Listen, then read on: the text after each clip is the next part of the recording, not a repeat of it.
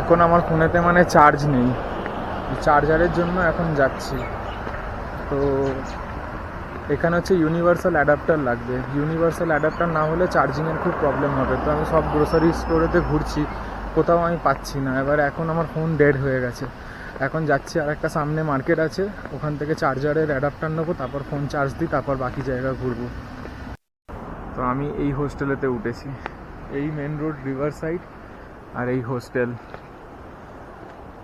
ভেতর থেকেও সুন্দর, বাইরে থেকেও সুন্দর। এখানে দাঁড়িয়ে একটা ছবি তোলার আমার অনেক ইচ্ছা আছে, তুলবো, কিন্তু আমার ফোনে যেহেতু চার্জ নেই, আমি এখন আবার হোস্টেলে ফিরে এসেছি।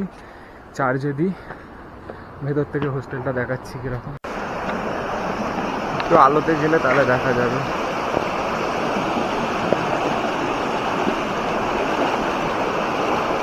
হ্যাঁ, এবার ঠিক আছে।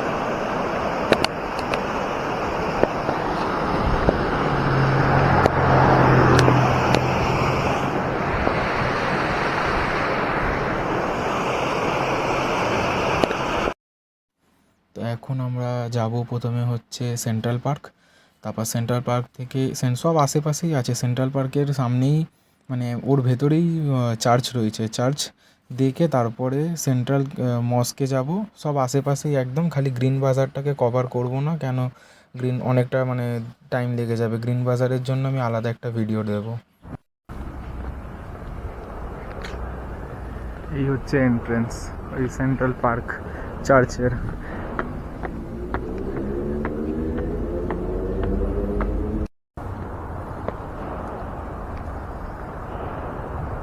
গেটটা জাস্ট অসাধারণ, মানে বিশাল বড় গেট, আর ওই সামনে চার্চ।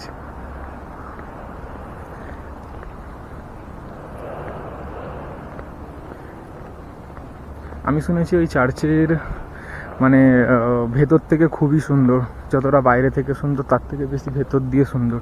আর ওখানে মাঝখানে একটা আগুন জ্বলে, যেটা মানে জ্বলতেই থাকে, কোনোদিন নেবে না। ওদের কাজাকিস্তানে যে যুদ্ধ হয়েছিল সেই যুদ্ধর স্মৃতি হিসাবে রেখেছে। ওখানে একটা বড় মূর্তিও করা রয়েছে, দাঁড়ান সামনে গিয়ে দেখাচ্ছি।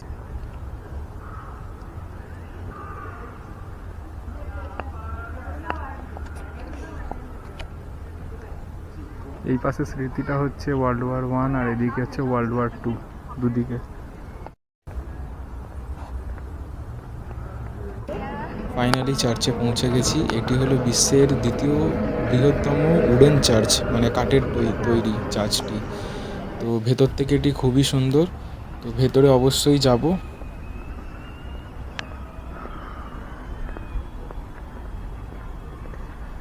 চার্চ তো শুনেছিলাম যে খোলাই থাকে সব সময়, ভেতর থেকে দেখতে পারলে খুব ভালো হতো।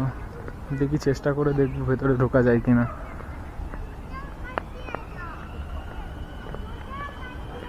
চার্চের দরজাটা বন্ধ আছে, মনে হয় না খোলা আছে বলে। চার্চ আসলে খোলা ছিল, আমি পেছনের দিক থেকে ঘুরছিলাম বলে বুঝতে পারিনি, সামনের দিকে দরজা খোলা ছিল। তো ভেতর থেকে এইরকম দেখতে লাগে কিছু।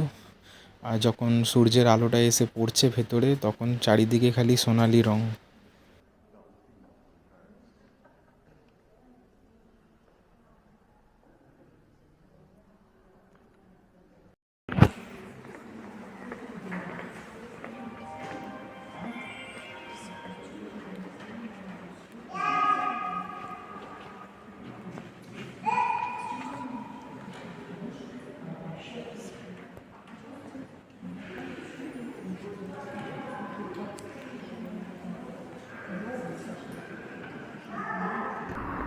তো চার্চ থেকে বেরিয়ে গেছি, এখন হেঁটে চলেছি সেন্ট্রাল মস্কের দিকে।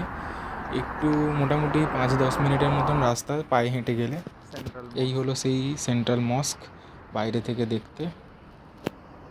ভেতরেও যাব আমরা, বাইরে থেকে আগে দেখাই, তারপর ভেতরে যাচ্ছি। মানে রোদ্দুরটা পড়ছে, এত সুন্দর লাগছে। ওপরেতে গোল্ড প্লেটেড বা কিছু এরকমই, মানে আমি জানি না ওটা কি সত্যিকারের মানে গোল্ড কিনা, কিন্তু রোদ্দুরের আলোটার মধ্যে পড়ছে আর মানে পুরো শাইন করছে। দেখি, মানে 5-6 দিনের ট্রিপ আমার মনে হয় না মনকে শান্তি দেওয়া যাবে, এত মানে সুন্দর জায়গা।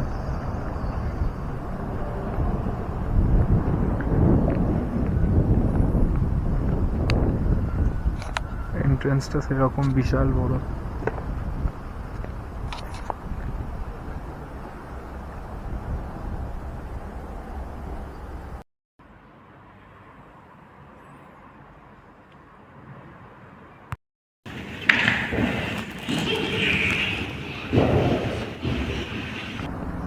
আমার যেই হোস্টেলটা রয়েছে ওই হোস্টেলটার পেছন দিকে মানে পাহাড় আছে, একটা মানে হিল স্টেশন আছে কোকতবে বলে।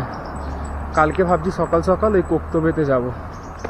তো এবার হোস্টেলের দিকে যত যাচ্ছি, হোস্টেলটা একটু উঁচু, তো রাস্তাটা মানে ওপরের দিকে উঠছে, কিন্তু আসার টাইমে অনেক তাড়াতাড়ি পৌঁছে গেছি। যেহেতু নিচু ওই দিকটা, পায়ে স্পিড চলে আসবে অটোমেটিক। এখন যাচ্ছি হোস্টেলের দিকে, সে মানে মনে হচ্ছে যেন কোথায় একটা উঠছি ওপরে, উঁচু জায়গা।